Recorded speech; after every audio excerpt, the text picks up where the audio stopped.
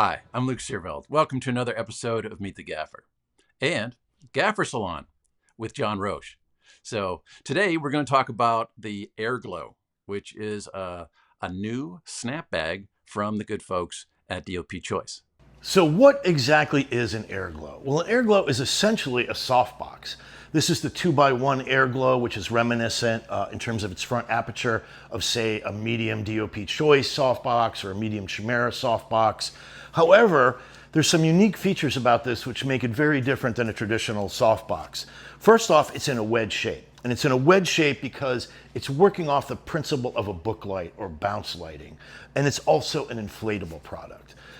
In the front, right now, I've just got on quarter grid. It comes with the standard stuff, quarter, half, magic cloth. And I've got a Vortex 8. This medium size air glow is designed for 2x1 panels. If we pull off the front, you see it's essentially a 45-degree angle. You've got a black on the bottom and white ultra bounce, essentially aperture opening here for the Vortex 8. That can be removed so that you could then slide in, for example, a Light Matte 4 or Spectrum or Light Matte 4 Plus. So this is essentially a softbox designed for panel lights, matte lights, as opposed to, say, cob lights, and certainly not hot lights. So the interesting thing is you've got multiple options, and this is where it very much differs from a traditional softbox, is you've got multiple options for the front diffusion or no diffusion, and you've got multiple options for your bounce surface, your book light surface, right? So it comes with ultra bounce. It also comes with a hard silver material that's included, and that just Velcros in along the perimeter. There are about 8 tabs or so, 6 or 8 tabs. And so you've got silver, and then as additional extras, you can order unbleached or bleached muzz. Same with the front extra, you can order bleached or unbleached muzz in addition to the 3 primary. And I'm sure people are probably going to want to custom make highlight or half soft frost. And I'm sure people are going to want to experiment with like maybe a bluff bounce or a Broca N series back here or a checkerboard. There's just a wealth of possibilities and combination between the front and the rear diffusion, and it still is contained. You can add the Dop Choice snap grid out front if you like. Again, this is the medium 2x1. There's a smaller version designed for a 1x1 panel and a larger version, much larger version, designed for the 2x2 panel. And it's inflatable. It took me literally about 5 minutes to inflate it. It comes with a pump, which also has a hose. And I would say like 10, 15 pumps out of this inflates each of the chambers. There are 3 chambers. There's one here in the front. There's another one going 45 degree. You can see right here is where you inflate them. And then the bottom is also inflated. And that's what gives the whole thing structure. There's a third inflation point back here. So about 5 minutes it took me to inflate this on my first try. It comes basically assembled and collapsed, and you just have to find the holes, pump them up, and then the whole thing inflates. And then it's just a question of what do you want for your bounce surface and what do you want for your front diffusion, and do you need a snap grid or LCD or not. And that essentially is what the Air Glow is. We were talking about this, and John had the great idea of talking to the person who came up with the original idea, and that's Gaffer Martin Smith. So before we bring him on, John's got a little introduction. You know, I've always been amazed at what Martin has done. He's, undoubtedly one of the top gaffers in the world. He's one of the few gaffers that has a job that just never ends. He goes from one Mission Impossible to the next Mission Impossible to the next Mission Impossible. He's been doing Mission Impossible. But he also founded with Gaffer Rafi Sanchez and Gaffer Mike Bauman the ICLS, the International Cinema Lighting Society, during the pandemic. So without further ado, let's welcome Martin Smith from the UK. Hey, Martin. Good morning, gents. Sorry about the time difference. It's evening here, so... Luke and I had a chance to see the Air Glow at Cinegear in LA, and we got pretty excited about it. And then we were both very curious. This is something that you had been thinking about, and then at some point you approached Stefan from Dop Choice with this idea. So I was kind of wondering, what was happening on set that started you thinking of the need for such a product, and then a little bit about how that collaboration, how that whole thing came to fruition, I guess, once you guys started digging into it. Yeah, thanks for having me on here, guys. I really appreciate it. First and foremost, you know what, it wasn't having spare time on my hands, that's for sure, because we've had none of that the last few years. It was a little bit born out of a few years, and it started on Mission Impossible Fallout with our wonderful DP, Rob Hardy, who was allergic to LED lighting. He would not tolerate it. He didn't want it. Didn't want to go anywhere near it. His particular choice would be a tungsten light fixture, or an HMI if he was squeezed into it. And for practicals, it would be fluorescent lighting, but no LED. No, that was the game that we had to play, and there was going to be no LED permitted on set. And even to the extent that when I did try and sneak a little bit of LED on set, for one of the sets that we'd had little time to rig, he spotted it. And I started to think, well, there's something in this. I'm the gaffer, he's the DP. There's a reason for this, and I do believe the color spectrum from a tungsten light source is a solid spectrum of light, as opposed to the LED, early LED at least. And it was for my job to convince him that LED was going to be okay, of which I failed miserably, to be quite honest with you. So we had those battles of trying to sneak in a bit of LED to speed things up, and indeed we'd end up having 20, sometimes 40 Wendy lights, and we'd have to power those and move those and rig those, and it was time consuming, labor intensive, and very eco unfriendly. And I started to think back then, around 6 or 7 years ago, of why he didn't like LED, and the reasons really were the way it reflected off skin tones, and the way it reacted, and the not having the deep red tones in the color spectrum, and it made a lot of sense, and we discussed it a lot on set, but I wasn't never going to win that battle. And then cut to Mission Impossible. So that was 6, and now we're on to 7 with cinematographer Fraser Taggart, who's a dear friend of mine. I've done a lot of movies with Fraser, and we've evolved together over the LED kind of period of how that's entered into the world of lighting. But even Fraser is an older minded. He's younger, but he's still got the older mentality of tungsten fixtures, and why we want to use them, and how we can dim those, and they're almost organic. As they dim, they warm, and the kind of beautiful, almost alive light that you get from a tungsten fixture versus LED, very electronic, very noisy, very specular, and very many pixels, all trying to create something that one little heated element could do. And he was of the opinion that LED was okay for certain aspects of our movie, but around camera and some of the more beauty shots, and some of the closer work that we were going to do, we wanted to find the better LED fixtures, and LED fixtures that had a lens, a Fresnel, and things that we could almost take the modern take on an LED and put it back in an older fixture. And we were losing that battle a bit 4 or 5 years ago when we actually started. And that's when I started thinking about all these different LED panels and how they work and why people don't like them. And I started to also agree, by the way, that, the more LEDs became developed, the more LED lighting emitters, LEDs, lighting emitters, were in these fixtures, and the more colors that we had, and how they were reacting before they hit the surface, and why some of the older cinematographers, and quite rightly some of the new cinematographers, weren't really keen. And the newer fixtures had a much better diffusions and much better color spectrums, but we were still losing that battle a little bit. So I started to take a little nostalgic trip down memory lane, and I started thinking about how we used to work and some of the tools we had in our toolbox. And I started to just tickle the idea of maybe it was because we weren't bouncing these LEDs enough. But the snap bags and things were doing a wonderful job, but it was just missing a layer as far as I was concerned.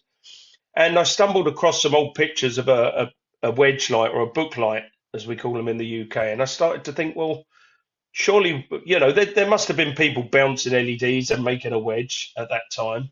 But I started to think, why can't we have that all-encompassing wedge that just puts on top, like the snapbags, but we just pop it on top of the LED fixture, and it doesn't have to then restrict us to one LED fixture. We can put it on any LED fixture and try and manipulate that light a little bit more. Try and not only soften it, but mix it and then bounce and push it through a diffusion and try and create a nice blossom of mixed LED emitters before it hits the skin tone. And I started to get a bit excited about that and sketching things down. And I started to think that maybe I was onto something.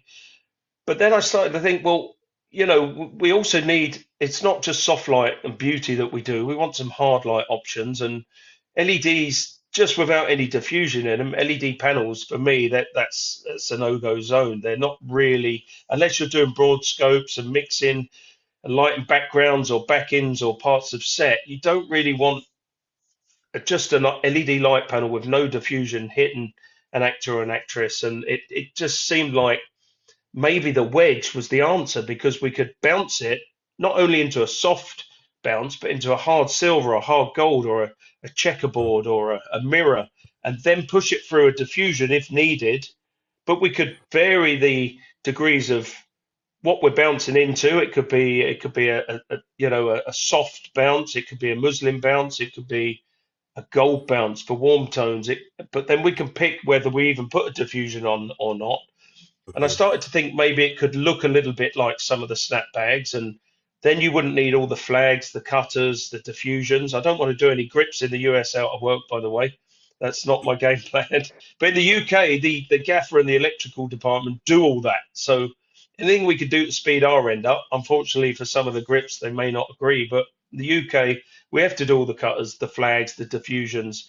And so I started to sketch down this idea of a simple wedge that would clip on top of the LED panels and would answer some of the problems, not all of them, but some of the problems that we have with regard to the LED panels and the multi-array of all these little LEDs with different colors, and how we're then going to control that into something a little bit more appetizing for some of the beautiful work that we do. So I sketched it down and had some ideas, and I picked some different materials to bounce off, and we've done some tests just using polystyrene. We've done some tests using different bounces, and made our own little kind of box.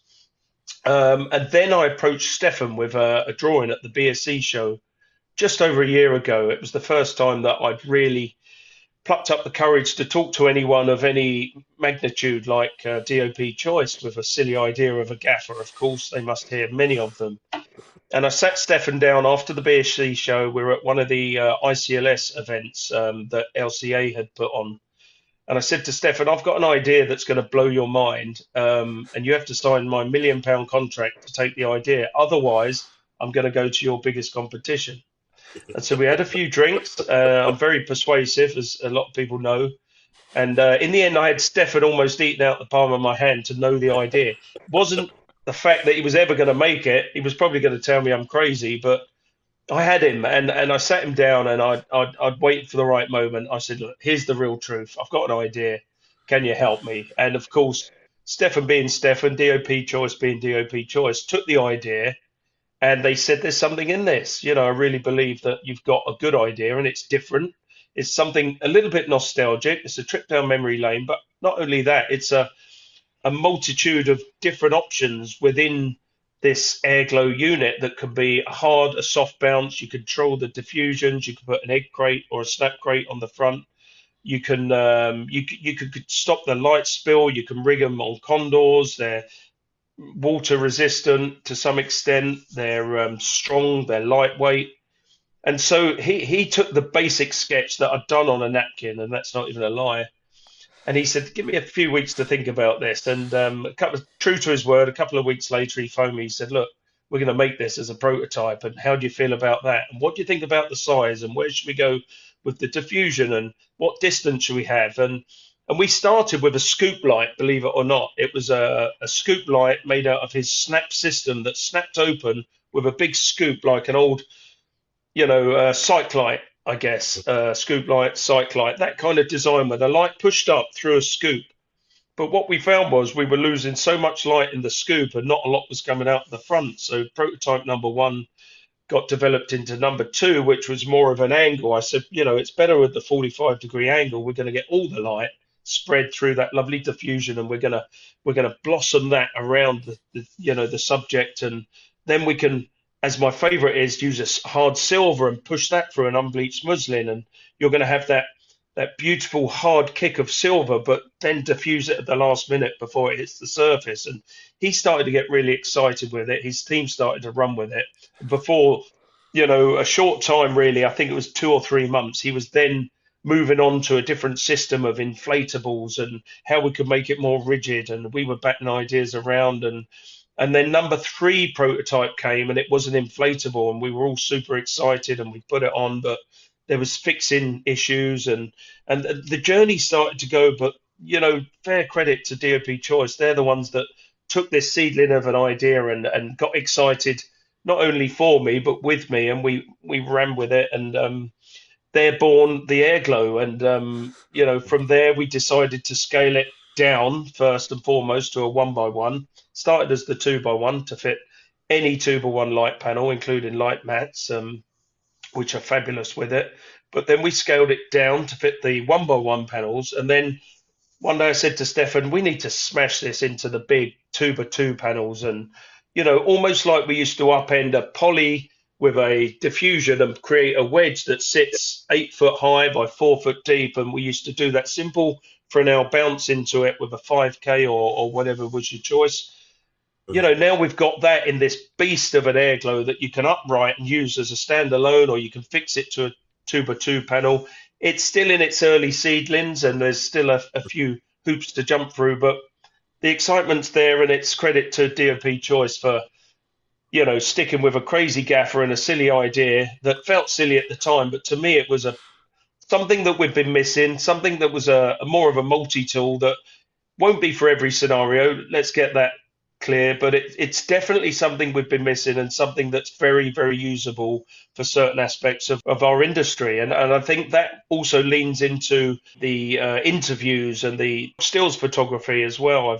I've now issued the 2x1 and the 2x2, or the beast as we call it, to a stills photographer who's now trying to figure out how to put flash photography into it. And indeed, I went on a press tour for Mission 7, and we had all these different 2x1s and 1x1s, and there was never anything The lamps are there, and the lamps have longevity, but it seems there's always something else being reinvented in the panel light sector. And I just wanted something that I could take and pop on these lights and use, just to turn those lights into something a little bit more controllable, a little bit more, not so harsh. Some of the lights that we got on the press tour were pretty harsh and pretty low end, should we say. And if I'd have had this Airglow just to pop on the front, just to manipulate that light a little bit and to soften it, control it, bring it back into where we want it, and attention that focus into whatever diffusion we want, off the bounce we want, I think it would have been a far more successful tour. So moving forward, next time I'll be taking the Airglows. That's the short story. If you want the long story, let me know. Well, I gotta say, Martin, and I don't know if Luke said it to me or I said it to Luke, but when we walked at Cine Gear at the booth, we had DOP Choice, we had Jacob from the Lightbridge, we had Nicholas from Bluff Bounce, and I think in our eyes, or I'll speak for myself, I mean, this was like Innovation Central, and it was really interesting to see. DOP Choice, Stefan, went and collaborated with you. He collaborated with Jacob. Jacob collaborated with Bluff Bounce, and that sort of pollination that's happening in terms of innovation and ideas was just so obvious when you walked into this booth. And so Luke and I, and we were with Andrew Locke, we just got really excited about the Airglow, and as you just explained it so well, unlike a softbox, you've got a multitude of possibilities from hard to soft, silver. The inlays that go in at the 45-degree angle can be unbleached muzz, bleached muzz, maybe a checkerboard, maybe gold, maybe silver, or just a straight ultra bounce. And then you've got all the possibilities of the front. You could go half soft frost, you could go, highlight. So to me, and then in 3 different sizes, which is, quite interesting. Yeah, I think, you nailed it really. You said the company we were with was, Bluff Bounce and CRLS, Jacob. Yeah, So, we were amongst esteemed company there, as far as I'm yeah, concerned. And what's to stop us putting a Bluff Bounce in the back of an Airglow, or even a totally. Yeah, CRLS panel, and yeah, controlling that light the way Jacob has, yeah, yeah, quite smartly and cleverly designed something that we've been missing in our industry for a long time. When we sort of first saw it from a distance, we are like, okay, everything is inflatables at this Cinegear. Not everything, but I mean, there's a lot of that. And it's It's like, all going okay, on. yeah, it's yeah, like it's in the water. But as we sort of saw what it was doing and which fixtures, you could put all kinds of multiple fixtures with it. And it was sent out to us. And so John's got one, Andrew's got one. And I've been able to play with it on set. And of course, me not reading the directions, not watching the videos ahead of time. I put it, I took off the bottom, which is great because that sort of template that's meant for Yeah. a 2x1, if you take that off, now you've got a full, what is it, 3x4 kind of. And so I put Yeah, about that size. Yeah. yeah. So then I put a Nanlux Dyno 1200C under it because we had windows. I thought, and first the DP was like, I don't know what this thing is. So for our first interview, let's go, more traditional. So we had like a 2400B. It could have been a 1200B, but a 2400B in a 5-foot octa, and it's like, okay, that works great. We dialed it way down, but it was direct, and we had it, maybe an inner baffle, or we put like instead of the regular nappy, we put just an opal. And then for the second interview, I'm like, okay, let's try the Airglow. First thing we found out, we could bring it all the way up to the ceiling because it has a nice clean edge, Yeah. not The like an angle at octa. the top. Yeah. And then the other thing was we could tilt it. So you can do that with a softbox, but that's a lot harder to do with a regular book light if you're just draping your fabrics, if you're just putting them like wag flags, basically. So now, instead of having to make frames for everything, you've got it all enclosed, and you don't have all the floppies and the things Yeah. to keep the light together. So right off the bat, even though maybe it wasn't the fixture it was meant for, we really appreciated everything about it. Yeah. Let me tell you this. No fixture should be excluded from the Airglow. No fixture. I mean, I had my own preference, and that's just the way I work, or the way that it's evolved for us. But as I said before, and let me reiterate this: far smarter people are going to use this than me, and you've just proved that point, Luke, quite yeah, clearly. You've realised the bottom comes off. You've realised it doesn't matter as long as you're not using a tungsten light or yeah, an HMI. You can use LED very safely around this. It's very rigid. It's strong. It has inner tubes that can be repaired. You can't really overinflate it unless you're an absolute wally. It's what it is. You pump it up, you put it on a yeah, light, and then it's an onion with many layers of diffusions, hard, yeah, soft, what you're going to put on the front, how are you going to rig it. You can jam it up right, as you said, near the ceiling, which we've learned too, because of the angle on it, and you can easily tilt it. And its native is a light up, which is quite stable actually when you just mount a light and it's facing up, or on a boom arm with the lights facing straight down, and that's a well balanced unit as well. But you hit the nail on the head.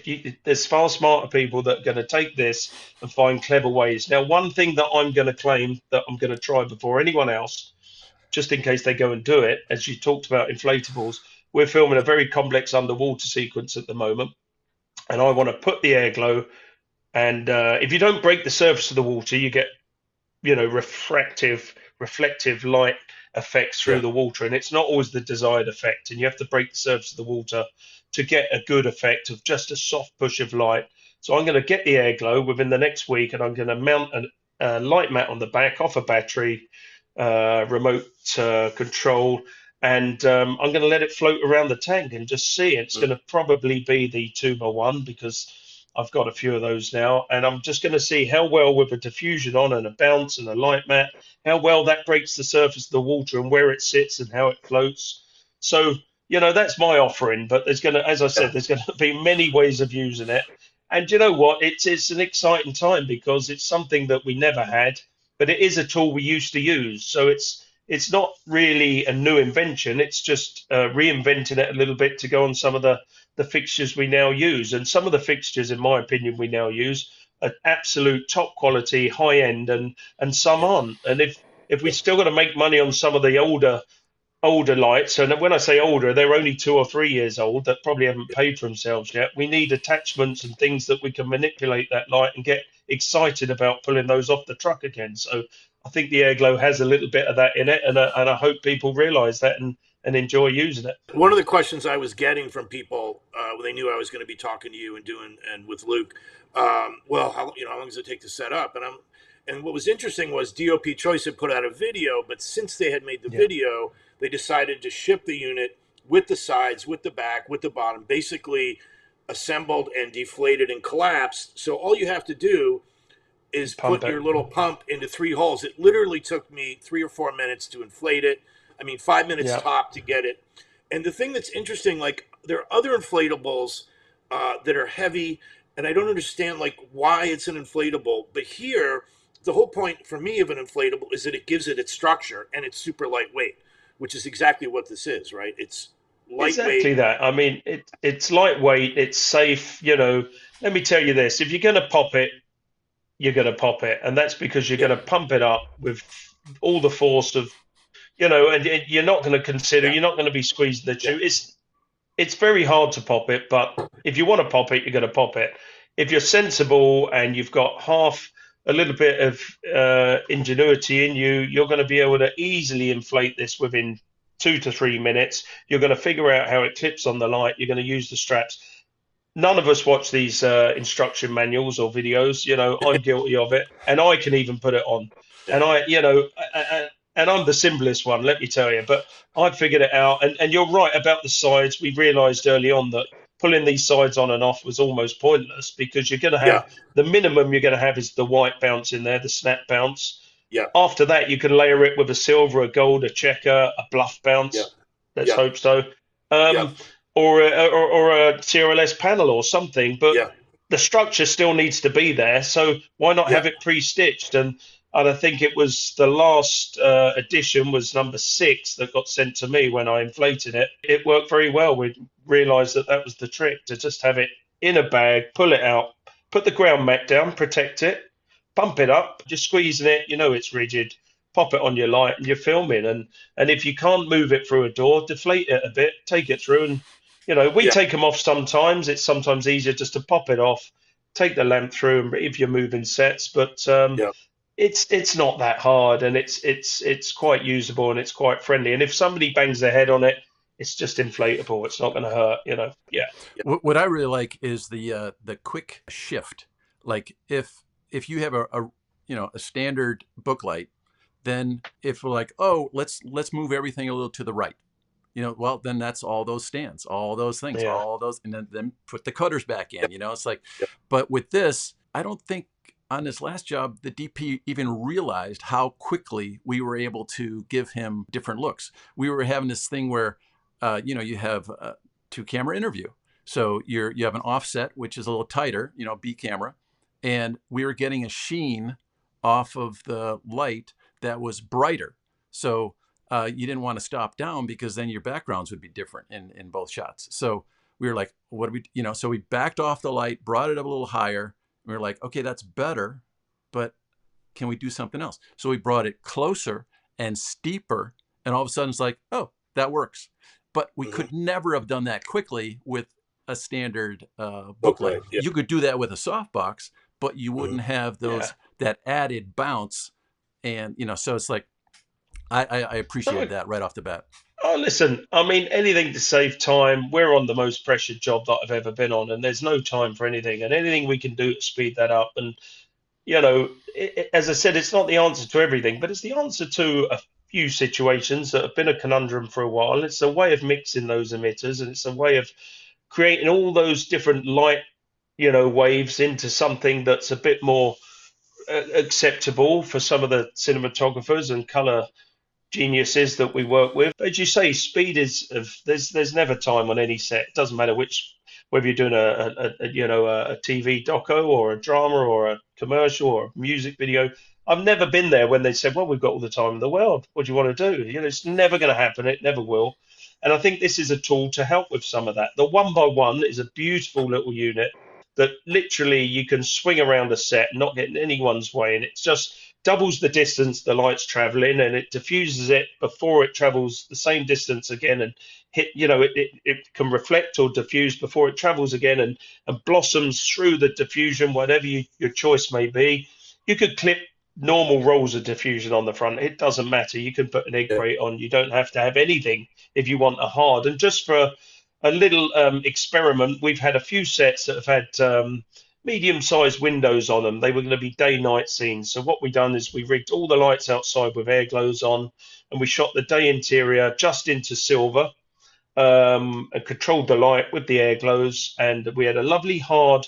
And when you bounce off silver, I don't know about you guys, but you get that beautiful kind of Yeah. you get a hard light, but it's almost a wrapped hard light. It's got some sort of quality to it that just bouncing into a mirror is too much. Or I'm sure the CRLS panels have tried to do Yeah. this and they've been very clever Yeah. with it. But you just put the silver in the back, but you can still control the angle of the light because you've got the supporting walls, and we've got this lovely effect of daylight coming through our windows. And then we bounced to the night scene, and all we done was change the diffusion in the back, the bounce in the back to a snap bounce, and put a muslin on the front and change the color temp of the light. And we had kind of a lovely, nighttime scene. Some of them were moonlight, and some of them we played as a deep amber, as if it was sodium lights outside. And it took minutes. It Yeah. was.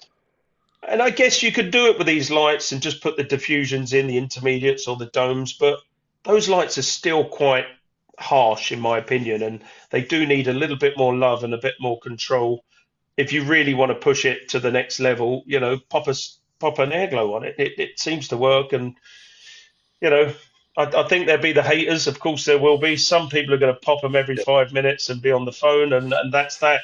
Poor Stefan deals with that, not me. I mean, I would say I'm the brains behind it, but I'm certainly not the brains. I think Stefan and Dop Choice are Yeah. the real guys behind this that have run with it and taken the idea. But I guess we all have these little ideas over our course of our careers, and some of them stick. And there's been some great ones and some epic failures. Yeah. I truly believe this is something half decent. Just one more thing. I like how with a regular snap bag, you take the front off. Originally, all snap bags had the fronts sewn in, and then eventually, those Yeah. became Velcroed in.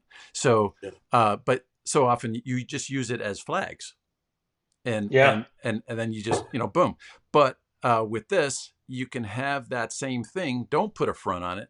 And if you want to have that source larger and softer, you just put a frame in front of it. So we were trying it with like a 6x frame, but you could go obviously larger, and you still have that bounce and that second diffusion. So it's nice. you can get the bounce off the back of it. You can control the light, but you could put your 8x8 or 12x12 frame 6 foot in front of that, and the direction and the angle you get out of the front, you're then Mhm. traveling that light much further, and it pushes. Mhm. I mean, yeah, I mean, that's the most beautiful way of keeping the diffusion spaced. And if you're in a Yeah. tight spot, the airglow works very well, but there's nothing to stop you taking the front off and using it as just a bounce, a controlled bounce, and then pushing it through your quarter grid or your silk or your Yeah. highlight. And of course, if you bounce it into the silver and then do that, you're going to get some magnificent results. And put it on Yeah. a vortex soft, for instance, with all that power that you're bouncing into the back. Put your diffusion 6 to 8 foot in front at 12 or 12. It's still there. You've not lost any of that power. You've got all that light still traveling through and pushing through the diffusion, of which then it just wraps into this stunning, wrap of wonderful light. It's a yeah. That, as I said, the clever people are going to use it for the right reasons, and clearly you're already thinking. So kudos to you. It's going to take me a while to figure all these things out, but maybe my I, head hasn't got enough time to quite tune into everything. But I'm looking forward to smart people telling me how they're using it and what they like, and also what they don't like about it, because there's going to be things that we yeah. kick ourselves and say, look, maybe we should have done this and that. And indeed, I've got some other ideas for Stefan that will be quite spectacular for some of the interview setups. And it's some ideas that I've got, but I don't think Stefan's ready for that yet. I don't think he's got the bandwidth for any more of my ideas. Well, thank you so much, Martin. This has been Yeah. wonderful. It's really given us an interesting window into the behind the scenes, and also some ways that we can use it that we hadn't thought of ourselves. I really wish some of these companies would spend more time chatting with gaffers or asking for ideas, because I'm sure this happens to you. I can't tell you how many times, and I'm sure it happens to Luke. We've been shown a product and we're like, well, why didn't you do this? Why didn't you do that? And did you talk to anybody before you made this thing? So it's really great to see these collaborations that are happening. Like at Lightbridge, like with Bluff, like with you guys and Stefan and the Airglow. So, yeah, congrats. Yeah, listen, I appreciate you both for having us on air and listening to my waffle for 40 minutes or whatever it's been. But you know what? You're the guys that go and use this, and there's plenty of like-minded people out there that want to try new things. And all I ask is they figure out clever and innovative ways of using our product and enjoying it. And if there are any comments or criticism, we got to take that on the chin, because it's one of a kind. It's never been done before. I'm sure it'll get copied to some extent, but here's the thing: it's DOP Choice that put the support behind it, and I think we need to stick with them and see where this goes. And hopefully, you have some fun using it, guys. I really do. Yeah. Right on. Well, with that, thanks for watching. We'll see you again next time. Yeah.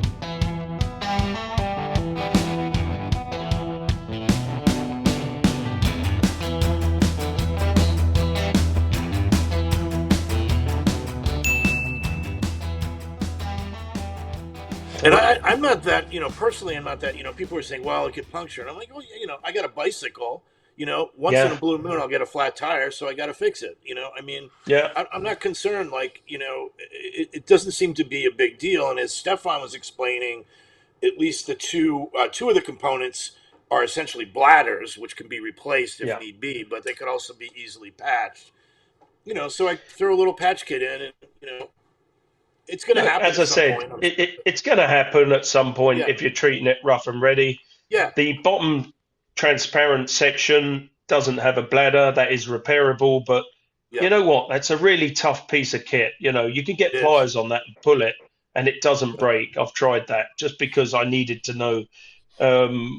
Films and commercials and interviews and docos, we're on the back foot. There's never enough time, and you're slinging these things around.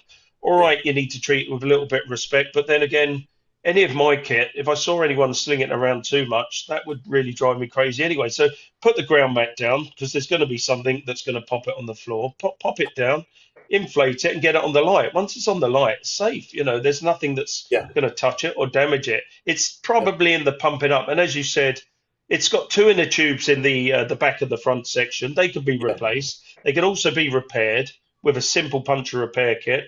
But if you look after it, you're never going to get any holes in it. Look, nothing's perfect. You could tear your diffusion on anything. You could rip the side of your snap box. You could break your egg crate. You could damage the light. I mean, it's the industry we're in. Things do get damaged. But there are ways of repairing it. There's ways of replacing things. And at the end of the day, if you've got a faulty bit of equipment, pick up the phone to Stefan at DOP Choice. I've done it for other products, and they've never been more supportive or helpful. They're the best company. They're a great company, and they're there to help us. They're not there to be a problem. They've always been there to help us. Forget the Airglow product. Their products are amazing, 100%, and we 100%. know that.